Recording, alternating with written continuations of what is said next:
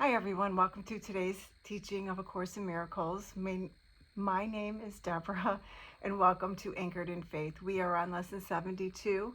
Holding grievances is an attack on God's plan for salvation. While we have recognized that the ego's plan for salvation is the opposite of God's, we have not yet emphasized that it is an active attack on his plan and a deliberate attempt to destroy it. In the attack, God is assigned the attributes which are actually associated with the ego, while the ego appears to take on the attributes of God. The ego's fundamental wish is to replace God. In fact, the ego is the physical embodiment of that wish, for it is that wish that seems to surround the mind with a body, keeping it separate and alone, and unable to reach other minds except through the body that was made to imprison it. The limit on communication cannot be the best means to expand communication, yet the ego would have you believe that it is. Although the attempt to keep the limitations that a body would impose is obvious here, it is perhaps not so apparent why holding grievances is an attack on God's plan for salvation. But let us consider the kinds of things you are apt to hold grievances for. Are they not always associated with something a body does? A person says something to you you do not like. He does something that displeases you. He betrays his hostile thoughts in his behavior. You are not dealing here with what the person is. On the contrary, you are exclusively concerned with what he does in a body. You are doing more than failing to help in freeing him from the body's limitations. You are actively trying to hold him to it by confusing it with him and judging them as one. Herein is God attacked. For if his son is only a body, so must he be as well. A creator wholly unlike his creation is inconceivable. If God is a body, what must his plan for salvation be? What could it be but death? In trying to present himself as the author of life and not of death, he is a liar and a deceiver, full of false promises and offering illusions in place of truth. The body's apparent reality makes this view of God quite convincing. In fact, if the body were real, it would be difficult indeed to escape this conclusion. And every grievance that you hold insists that the body is real. It overlooks entirely what your brother is, and it reinforces your belief that he is a body and condemns him for it. And it asserts that his salvation must be death, projecting this attack onto God and holding him responsible for it. To this carefully prepared arena where angry animals seek for prey and mercy cannot enter, the ego comes to save you. God made you a body. Very well. Let us accept this and be glad. As a body, do not let yourself be deprived of what the body offers. Take the little you can get. God gave you nothing. The body is your only savior. It is the death of God and your salvation. This is the universal belief of the world you see. Some hate the body and try to hurt and humiliate it. Others love the body and try to glorify it and exalt it. But while the body stands at the center of your concept of yourself, you are attacking God's plan for salvation and holding your grievances against him and his creation, that you may not hear the voice of truth and welcome it as friend. Your chosen Savior takes his place instead. It is your friend. He is your enemy. We will try today to stop these senseless attacks on salvation. We will try to welcome it instead. Your upside-down perception has been ruinous to your peace of mind. You have seen yourself in a body and the truth outside you, locked away from your awareness of the body's limitations. Now we are going to try to see this differently. The light of truth is in us, where it is placed by God. It is the body that is outside us and is not our concern. To be without a body is to be in our natural state. To recognize the light of truth in us is to recognize ourselves as we are. To see ourselves as separate from the body is to end the attack on God's plan for salvation and to accept it instead. And wherever his plan is accepted, it is accomplished already. Our goal in the longer practice periods today is to become aware that God's plan for salvation has already been accomplished in us. To achieve this goal, we must replace attack with acceptance. As long as we attack it, we cannot understand that God's plan for us is, or we cannot understand what God's plan for us is. We are therefore attacking what we do not recognize. Now we are going to try to lay judgment aside and ask what God's plan for us is. What is salvation, Father? I do not know. Tell me that I may understand. Then we will wait in quiet for his answer. We have attacked God's plan for salvation without waiting to hear what it is. We have shouted our grievances so loudly that we have not listened to his voice. We have used our grievances to close our eyes and stop our ears.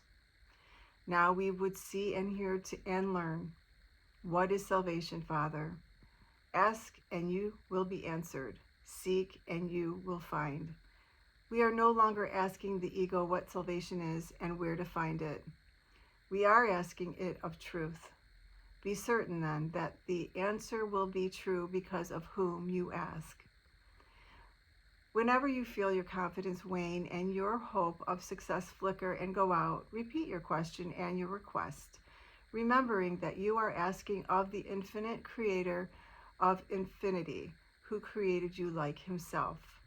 What is salvation, Father? I do not know. Tell me that I may understand.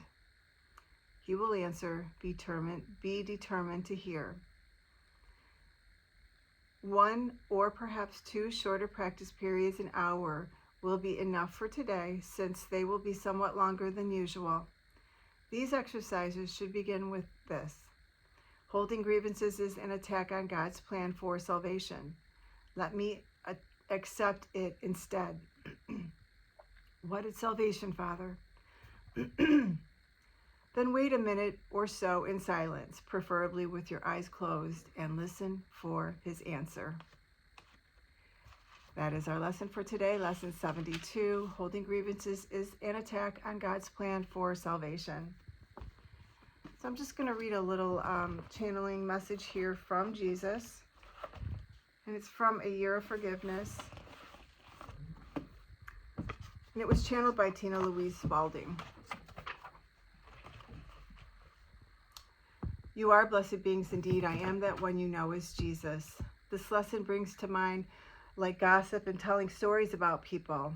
It is important for you, when you witness these behaviors in yourself, to use these lessons as a counter to that tendency. Now remember that this is a training program. We do not seek for perfection from you. You are learning how to behave completely different. You are learning how to completely understand a new way to look at things, a new language. You would not accept yourself to learn fluent Russian in a month or a year. You understand you must immerse yourself into a practice to learn another language. You must even travel to another country to truly become bilingual. That is really what we seek here to do here. We seek to teach you another language. When you reflect on behaviors you witness in yourself, first of all, acknowledge that you witnessed them.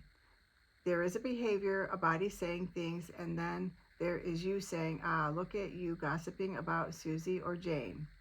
Who is the witness? The witness is the being connected to Source. The body playing out the ego's plan for salvation can be seen and witnessed by you. So we do not want you to identify with the you, with the small y that gossips. We want you to step back and be the big you, the you with the big Y, the one who is aware and say, look at what you're doing. There are two yous. How interesting. Who is in charge here of this body? This is what we want you to see: the unevolved and evolved aspects of your consciousness. The unevolved is that body-identified ego consciousness that seeks to attack, divide, conquer, and take. Then there is this other observant, less reactive, kinder, loving, and aware part of your consciousness. We seek to develop that one as the predominant energy.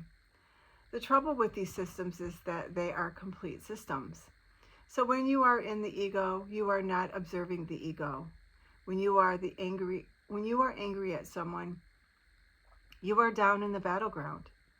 When you observe your behavior and you stepped above the battleground, you can make different decisions. Observe where you play out your grievances. Observe where you tell stories about people. Observe that and begin to witness how you understand there are two yous here. There is the one in the battleground that takes over sometimes, and then there is the loving, kind, seeking, and awakening part of your consciousness. Some mythologies describe this as the dark wolf, or the black wolf, and the white wolf. Which one do you feel? We now only feed the white wolf. We now only feed that conscious, loving awareness. Observe when you do these negative behaviors and understand that is not who you are. Let them go and see that this behavior separates you from rising above the battleground. Every time you step down into your grievances, you are at war. You are in it. You suffer not because you are being punished, but because you are down in the battleground in dualistic teachings. You are in there are good guys and bad guys, and I am the innocent one, and you are the bad one. This is why forgiveness is such an important practice. And practicing forgiveness, once you have participated in the dualistic battleground, you once again step above the battleground and say, I do not want to continue that war I participated in. As you evolve, as you learn, practice, and come to identify with these lessons and the teaching, you find more peace. You begin to choose voluntarily to step above the battleground. You see that indulging your grievances is not worth it. You do not like the feeling. You do not like the seeds it sows, and you do not like the bitter crop that is the harvest.